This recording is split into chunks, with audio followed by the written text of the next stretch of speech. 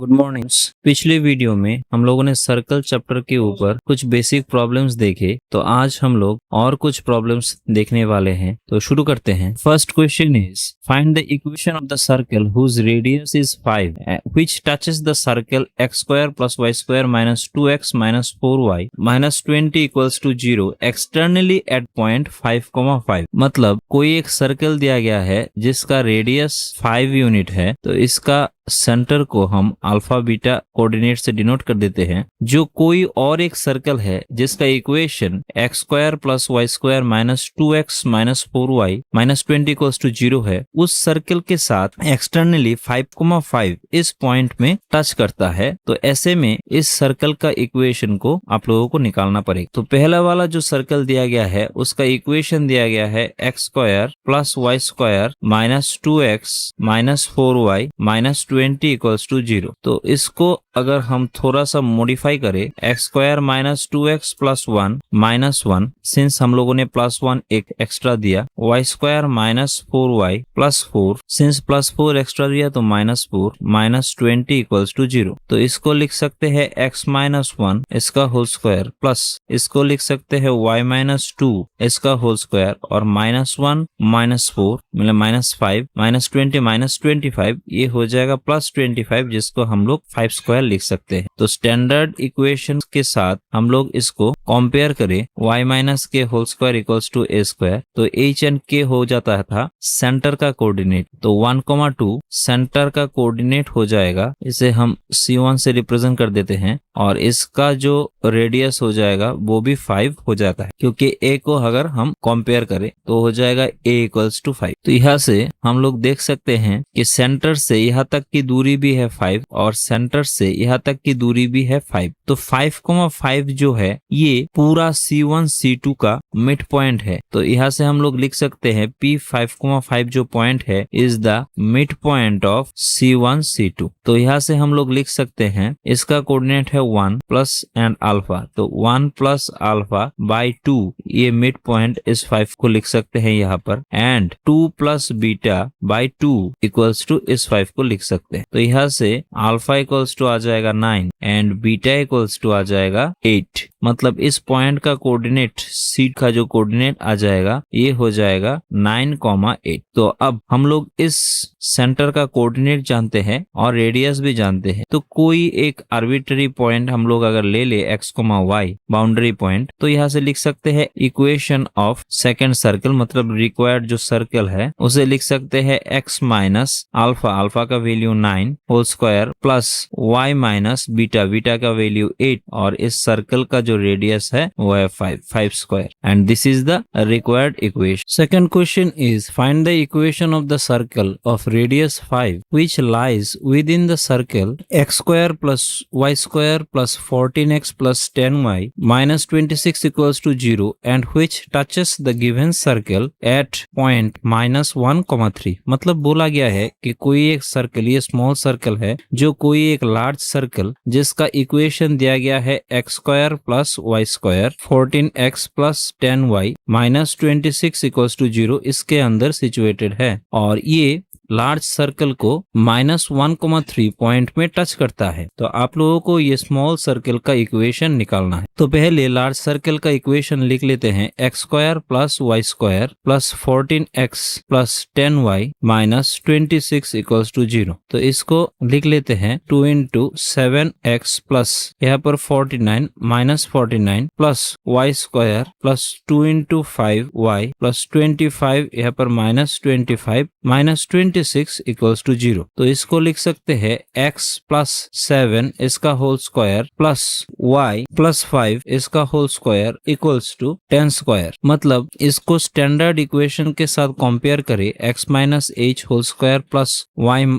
Minus k whole square equals to a square. तो यहाँ से h, k मतलब सेंटर पॉइंट का जो कोऑर्डिनेट हो जाएगा इसे लिख सकते हैं -7 -5। मतलब ये पॉइंट हो जाएगा लार्ज सर्कल का सेंटर सेंटर पॉइंट -7 -5 और इस सेंटर पॉइंट से यहाँ तक की जो दूरी हो जाएगा मतलब रेडियस ये हो जाएगा a इक्वल्स टू 10 मतलब ये 10 यूनिट हो जाएगा। तो लार्ज सर्कल का जो रेडियस है आप लोग देख सकते हैं वही स्मॉल सर्कल का डायमीटर है। तो diameter of small circle 10 unit, तो रेडियस ऑफ स्मॉल सर्कल हो जाएगा 10/2 इक्वल्स टू 5 यूनिट मतलब ये जो दूरी है वो 5 यूनिट। तो यहाँ से हम लोग बोल सकते हैं कि ये जो 5 यूनिट पे जो दूरी C2 है ये C2 पॉइंट इस P एंड C1 इस दोनों पॉइंट का मिड पॉइंट है। तो here C2 is the mid point of line segment और इसे लिख सकते हैं डायमीटर PC1। तो यहाँ से इसका कोऑर्डिनेट अगर अल्फा बीटा ले ले तो अल्फा इक्वल्स टू हो जाएगा -1 -7/2 एंड बीटा इक्वल्स टू हो जाएगा 3 -5/2। तो यहाँ से अल्फा बीटा इक्वल्स टू आ जाएगा -4 -1। तो अब इस छोटे जो सर्कल है इस सर्कल का रेडियस हमें पता है 5 यूनिट एंड सेंटर पॉइंट भी पता है -4 -3। तो इक्वेशन ऑफ स्मॉल सर्कल हो जाएगा x -4 स्क्वायर प्लस y -1 इसका स्क्वायर इक्वल्स टू 5 स्क्वायर। तो इसे लिख सकते हैं x + 4 इसका होल स्क्वायर प्लस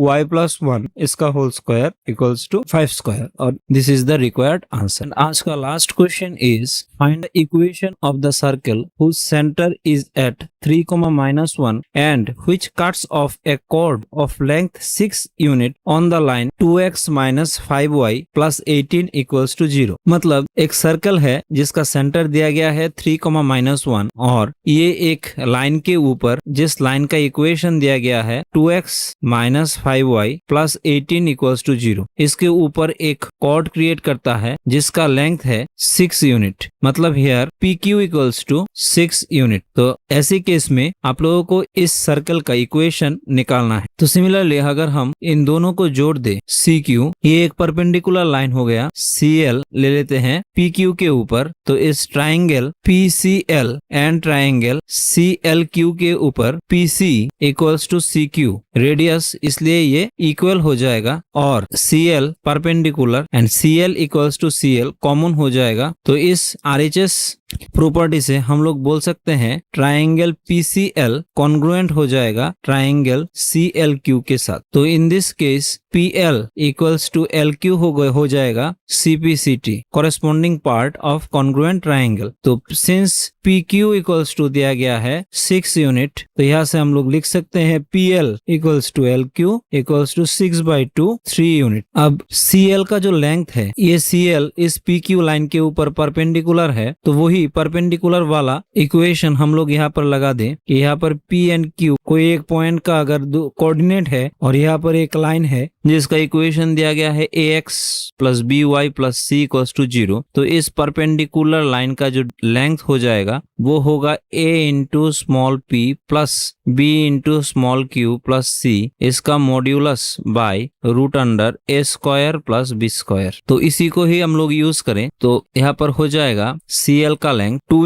× इस x की जगह पर 3 को बिठा देते हैं 3 - 5 y की जगह पर -1 + 18 बाय √x का कोफिशिएंट 2 का स्क्वायर प्लस y का कोफिशिएंट -5 का स्क्वायर। तो इसको कैलकुलेट करें तो आ जाएगा 6 + 5 + 18 बाय 4 + 25। तो ये आ जाएगा 29 बाय √29 मतलब √29 CL का लेंथ। अब ये जो ट्राइंगल है CPL right angle at L यहाँ पर पिथागोरस थ्योरम को अप्लाई करें तो हो जाएगा PC² = PL² + CL²। PL का वैल्यू हम लोग जानते हैं यहाँ से 3 यूनिट तो इसको 3 स्क्वायर एंड CL का लेंथ भी हम लोग जानते हैं √29 इसका स्क्वायर। तो ये हो जाएगा 9 + 29 हो जाएगा 38। तो CP = लिख सकते हैं √38। तो अब हम लोग इस सर्कल में सेंटर का वैल्यू जानते हैं और रेडियस जो हो गया उसका वैल्यू भी जानते हैं। तो कोई एक आर्बिट्रेरी पॉइंट सपोज इसको ही ले लेते हैं x y बाउंड्री रीजन के ऊपर हम लोग जानते हैं कि बाउंड्री रीजन के ऊपर कोई भी एक पॉइंट हो सकता है, इसलिए आर्बिट्ररी xy ले लिया। तो रिक्वायर्ड इक्वेशन ऑफ सर्कल यहाँ से हो जाएगा x minus x coordinate of the centre point x minus 3 इसका square plus y minus minus plus इसका स्क्वायर प्लस √38 का स्क्वायर। तो इसको अगर हम कैलकुलेट करें तो आ जाएगा x square plus y square minus 6x plus 2y minus 28 और यही हो जाएगा रिक्वायर्ड इक्वेशन। तो आज हम लोगों ने और 3 प्रॉब्लम देखे। ये सीरीज और 2-3 पार्ट में चलता रहेगा। तो तब तक के लिए thank you and good bye.